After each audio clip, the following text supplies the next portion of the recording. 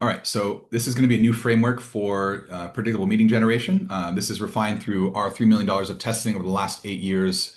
22 years of experience, hundreds of sales teams, millions of cold calls. And so I'm going to be sharing some strategies here for you on cold calling and booking more meetings over the phone, which is making a comeback with email being so saturated right now and it getting harder and harder for people to get into the inbox and get people's attention when it comes to prospecting. So where we are now is the modern outbound operating system. We're bridging the gap. So the fortress is built, we have our infrastructure built, and we have secured 100% deliverability from session one. We have our radar signals, so we find qualified buyers in the market. Now we need to bridge that gap by giving them a call and turning cold calls into relationships. Make sure to stay to the end of this session because we're going to be showing you how to get access to the $3 million phone script template, as well as the AI role play partner as well. So the agenda here is to go from dial tone to appointment. And so we're going to be talking about the iceberg framework, turning every call into a future appointment, referral, or insight. We're going to be talking about proven openings and responses, the exact opener that increases success rate by 7x, and what to say to common objections, confident closing, so how to handle how to close without being pushy using permission-based low commitment language and strategic follow-ups, and then the step-by-step repeatable process for following to ramp up quickly and outperform veterans within weeks. So the iceberg principle is that cold calling isn't dead. It's just that most reps are treating calls as transactions, not as building relationships. And so the transactional trap on the left here is that the mindset is book a meeting or nothing, right? I just want to book a meeting. If they're not interested in booking a meeting, I'm moving on to the next call. And that is a huge mistake. So the focus should be looking for the visible, or their focus is looking for the visible 3%, that tip of the iceberg that they only want buyers who are ready today, right? The mistake is if they say not interested, you treat the relationship as dead, you throw away the lead, and we don't want that. We end up burning through our entire list very quickly if we do that. We want to take the relational opportunity approach. And so the approach here is that we start a conversation to build trust. We focus on the hidden 97% below the surface, and we focus on developing future buyers. So the strategy here is that you keep them on the phone to uncover hidden opportunities that aren't visible yet. And the result is that you build a warm list of relationships and referrals that you can actually convert for the next several years to come when they're ready. So that is the difference between the two. So we're now not just dialing for meetings, but dialing for insights, because even if we don't get a follow-up or even if we don't get a meeting, we can get a follow-up, which is a warm lead, or we can get a referral, which is a warm lead. Even if they're not interested, we can still get some insights into why they're not interested, what they're using today, what challenges they do have. Maybe we are misaligned in our thinking about the way we know and relate to our customers. And so that's an incredibly important insight to gain from sales. Sales is not just for generating leads and closing deals, also can be a great, incredible place for gathering insights from the front line to figure out what's working, what's not working. So don't hang up the moment you hear not interested. If you can keep them on the phone for another couple of minutes, you might be able to get an insight that might help you for the next call. You might be able to get a warm lead for next quarter.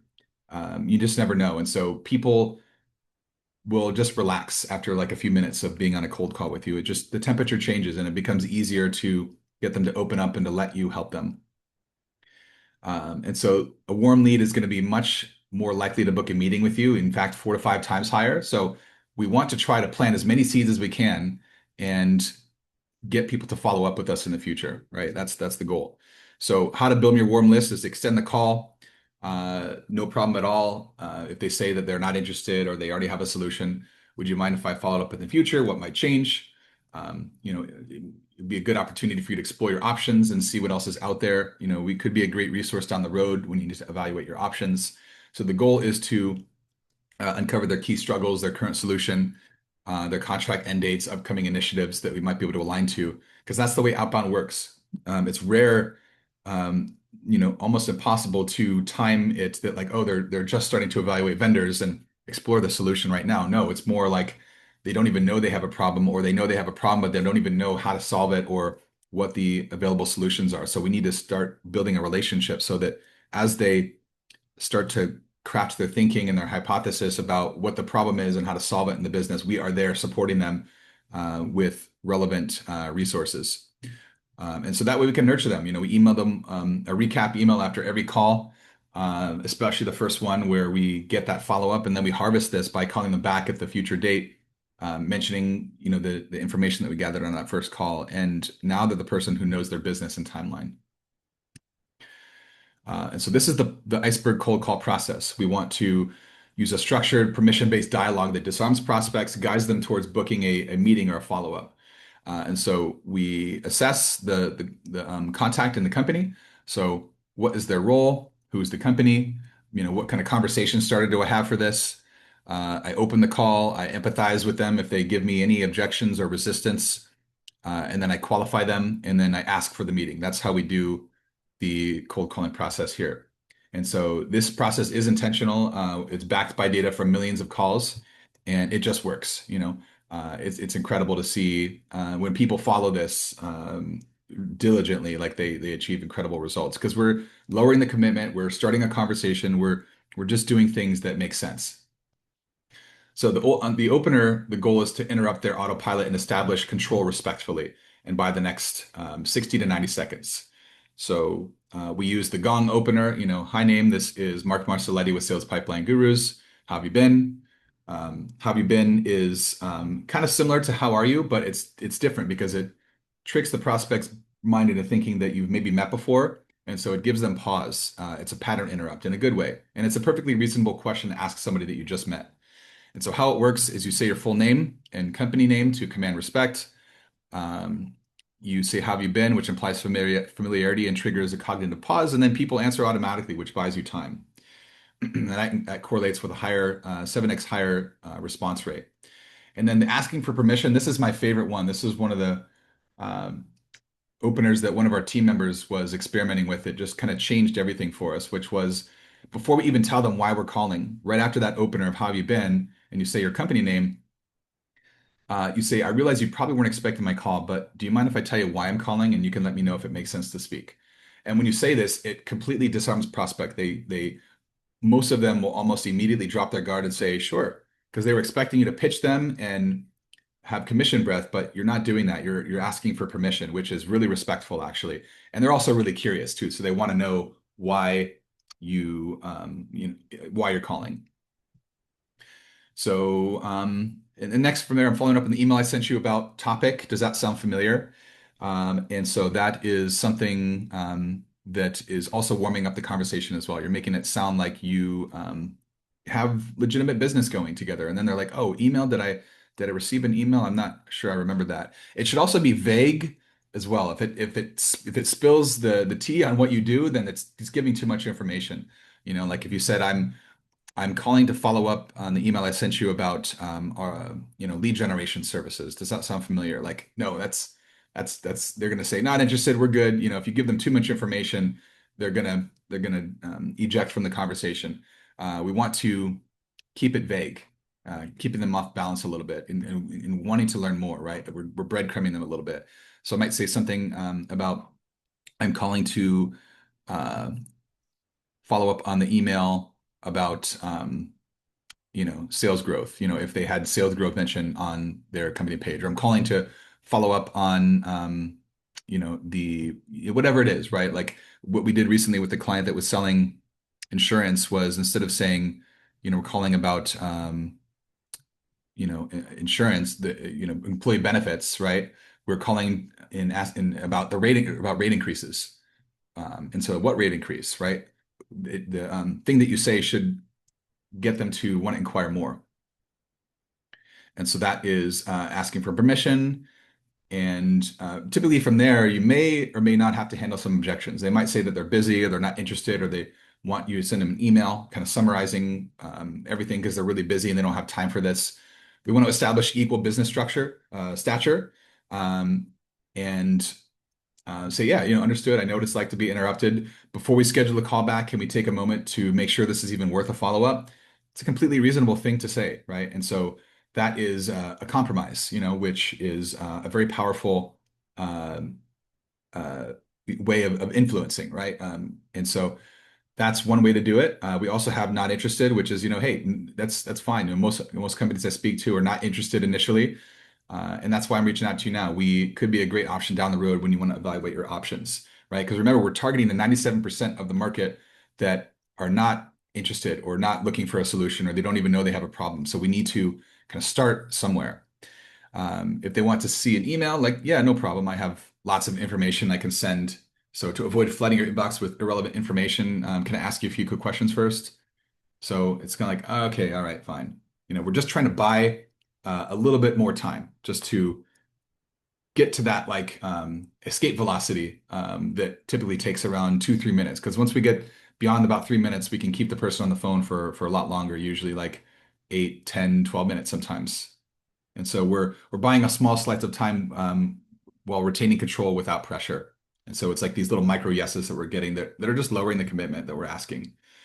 And so once we open, we want to go into the value proposition, which is really not a proposition. It's more like we are looking for problem resonance. So we're listing the problems that we're seeing or hearing about in the market. This is very much a challenger approach. If you guys have read the Challenger Sale, and so essentially coming in with a hypothesis about their business, some of the biggest challenges, like, from B2B leaders, is we're hearing low email response rates, unpredictable lead flow, and quiet calendars. Are you seeing the same thing, or is it something else for you?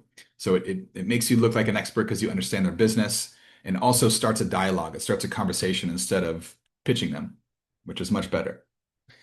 Um, and so yeah, we're relating with peer challenges. We're using open-ended choices, asking questions. When you ask questions, they have the illusion of control, and they're staying on the call and engaging with you, and that's what we want. So we can start getting into this light qualification.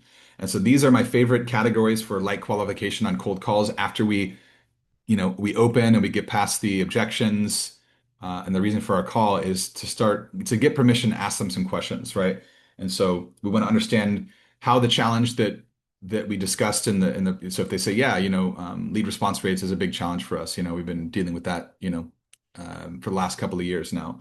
We want to understand how that's impacting them, and so and if it's something they're looking to address in the near term, they might say no. We've got other things that are more important right now, in which case you could probably get some more information and schedule a follow-up. Um, Situation and satisfaction is, what they're currently using for the solution area, or how they're currently solving or trying to solve that problem. And then asking, on a scale of 1 to 10, how satisfied are you with your current results? And then asking them what would make it a 10. This is way better than asking them, if they're happy with their solution or something that's yes, no. Of course, they're going to say yes, but very few people are like a 10 out of 10 satisfied. Trends and changes is, maybe a bonus question to understand like what your market is focused on right now. And so not only are these questions great for qualifying, but they're a great way if you're using conversation intelligence, which we'll be talking about in the next module with Apollo, that they can actually surface insights about what's happening across your accounts and your conversations that is a repeatable pattern or trend that you can tap into to get better results. I, like Michael, have had, thousands of discovery calls and conversations, with my market around solutions that I offer. And, once you get your 10,000 hours, and it's just like, you just start recognizing like the problem that you can speak to over and over again. You have your card that you can pull out over and over again. That just it works, and the people that are not going to move forward or not do business. And so that's the idea here, is that we're gathering insights that are informing the sales strategy. Booking the meeting is next. So we do that by transitioning from the qualification questions to summarizing their pain and the impact. So it sounds like your biggest challenge is that you're getting low reply rates, and that's impacting your team, especially when you're trying to adopt AI and you're trying to adopt Apollo and figure out what's the best way to to get engagement. Does that sound about right? Yeah, that's about right.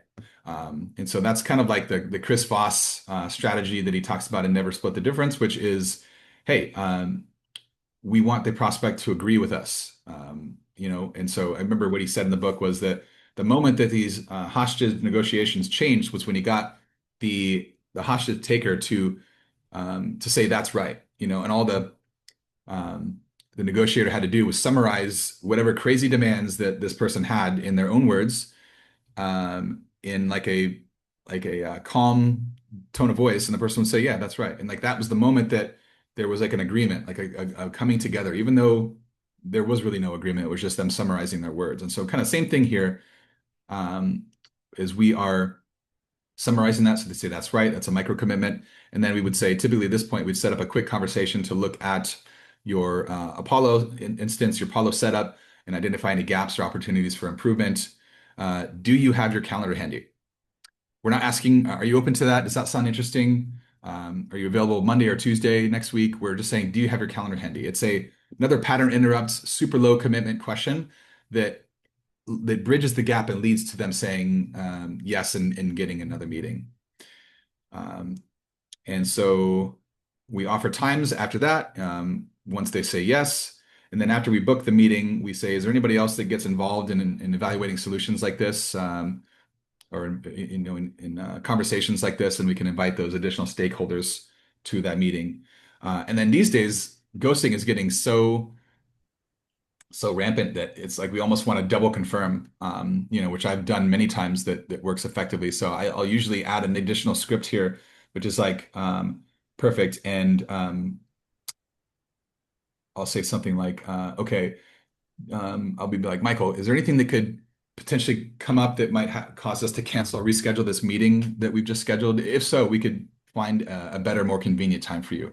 And so what you're doing is you're getting the prospect out of their automatic, saying yes mode to the appointment and giving you a date and time to making them go and think about it. And so I heard this on a Sandler podcast years ago, and I started using it. And I was pretty surprised because people that I would ask this question to would say, actually, you know what? Yeah, now that I think about it, I am going out of town that next day. So I'm probably gonna have a bunch of packing and things to do. So it's probably not a good time. We should schedule for the following week. And so I just dodged, a meeting cancellation there and made it much more easy for myself, Yeah, to avoid chasing prospects down. yeah, for sure. I mean, I think no shows are huge. Yeah, and a big indicator of what looks like a good gross conversion and then ends up being a really crappy net conversion, right? Hmm. People saying yes just to get you off the phone. So I don't know from a conversion rate, Jason. I don't know if you've seen anything on your campaigns or even like past agency work that you've done, but like 85% show rate for like outbound is pretty solid. So don't beat yourself up if you're below or above that or around that. Yeah, I think definitely double confirming that that time is right. I would even say like closing the gap there if you can keep it within 24 to 48 hours of the actual call made to actual booking. That's ideal. The farther out you book the meeting, then the more likely they're going to ghost for many reasons. Right. Absolutely. Cool. So next we're going to be talking about the velocity multiplier. So this is going to be using the Apollo parallel dialer. And this was a game changer for some of the clients that I worked for, that I'm working with, is connection rates have really dropped. People are not picking up their phone as often. And the Apollo parallel dialer has been an incredible antidote to increasing the number of conversations. You can dial anywhere from, one to five numbers simultaneously, automatically after you end a call. And I think their recommendation is three for the best of performance as well as connection rates. But we're seeing a lot higher connection rates with dialing multiple dialers and then also using the local presence as well. You get to match the area code of the person you're calling, which, it still works. It's still, the best way to get people to pick up the phone, especially if you're dialing mobile numbers that with data that's been verified, using the power dialer. Like these are all things that are going to really help increase your connect rates. And then also following engagement, right? Following, calling only people that have a verified email or um, people that are on your target list. So the single line trap is, 20 to $30 an hour. 80% of your time is wasted on ringing and voicemail and bad numbers, and you kind of burn out before you get enough at-bats to practice your script. Whereas the parallel dialer, you can dial like two to five numbers at once, connect instantly with the first human that answers, and then detect voicemails and drop pre-recorded voicemails there. saving yourself tons of time. So the outcome is 2 to 5 more conversations a day. And I did just see actually, because I was checking on this before the summit, the dialer is $149 a month for the entire team on Apollo. But it looks like they're having a promotion right now for 119 a month. So it's saving you $40 a month for the entire team. So everybody that is using your Apollo instance gets access to the power dialer, the local presence, all these tools. So definitely go into Apollo and click Manage Your Plan and look at that power dialer feature because that is a huge hack and time saver. We also want to handle closing objections, right? So don't have my calendar. No worries. Let's just pick a time that usually works for you. If something comes up, we can always reschedule. How's next Wednesday or Thursday at 2? We're being assertive. We're taking control of the conversation. Send me an email first is, yeah, not a problem. I can send you some information. You asking because you're interested, or is this just your polite way of ending the call? Or if they need to think about it, you must have a good reason for thinking it over. What's giving you pause, right? And then they give you the objection, and you just say, hey, would it be a bad idea to schedule something tentative? And I can send you some more information. You can always cancel. That way we avoid the back and forth over email. And so these are some closing objections that we'll typically deal with.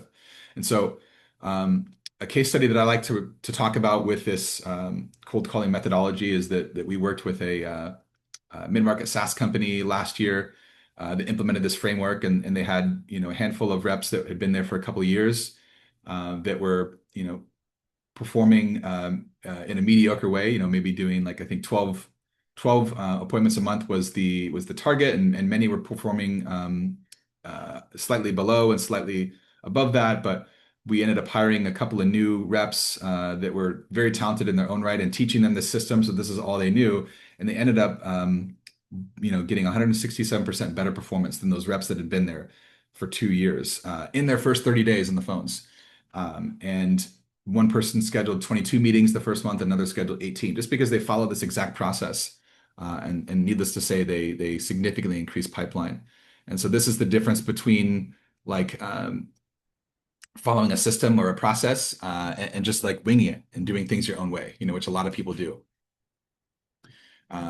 Winging it is not a strategy, and it's one of the reasons why many people fail with outbound, because you need a step-by-step checklist and system and process that everybody on the team agrees on and follows. And if it's not working, you change it, and then everybody follows that new process, right? And so we're going to be talking about that in the next session that's going to be coming up here in a few minutes, which is closing and converting prospects, the harvest. So some supporting elements here. When you're calling, having an account brief, a persona brief, trigger events, and a phrase bank, with your cold calling script. These are all things that are accessible inside of Apollo. Actually, you can get information about the account that we're calling, the persona that you're reaching out to. And so all of that information, including the news and previous engagements that you have with them, whether it be a call or email, is all accessible right there so that you can personalize your conversations on the fly, even if you're using the power dialer and calling hundreds of people per hour. So you can open, but can you close, right? So a meeting is worthless if it doesn't turn into revenue. So the problem or trap is that most reps, they're treating the meeting as the finish line. When they show up, they do a generic demo, they get ghosted. The risk is that you did all the hard work to get them on the calendar, but you lose them because you don't know how to run the deal. And so we're going to be talking about how to run an outbound sales process. How is that different than any regular sales process with a referral or someone in your networking group or even an inbound lead? And so the next session is next session is actually going to be the outbound sales methodology for the conversion operating system, actually. So moving on to the next slide, while we queue up those slides, is to connect on the Apollo Lab for School. This is a free community that we are creating for you guys to get access to all the templates. So we're going to give you the $3 million script template that is based on this iceberg methodology, the AI role play partner, which is going to be your 24/7 practice, role play partner that we've developed inside of an AI tool for you, and then the sales community. So you get to connect with top sales leaders and share wins, losses, and real-time market changes. So join school, Apollo Lab on School. It's free. All those resources and access to all the recordings and everything from this summit will be available there. Uh, Michael, any other questions or uh, Yeah. No, no, just some thoughts. I yeah. mean, just reiterating some of your last points, but like calling is not just for SDRs and BDRs, and Mhm. especially if we're talking with smaller companies too, and just kind of getting ramped up in outbound. Have your AE experts get good on the phones if they don't already have that muscle built. If they do already have that muscle built, you've kind of struck gold because they're gonna probably be doing it anyway and be really good at it.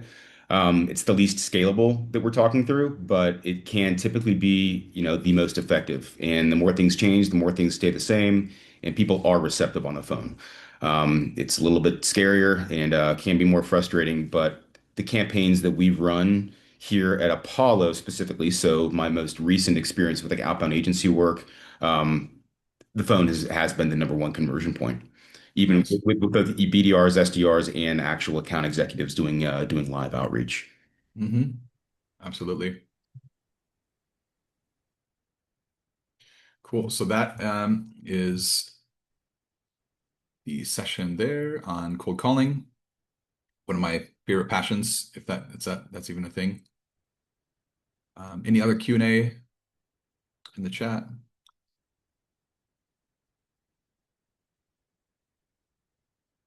Looks like you guys have been pretty active there, so that's good. Been answering everybody's questions pretty much right away.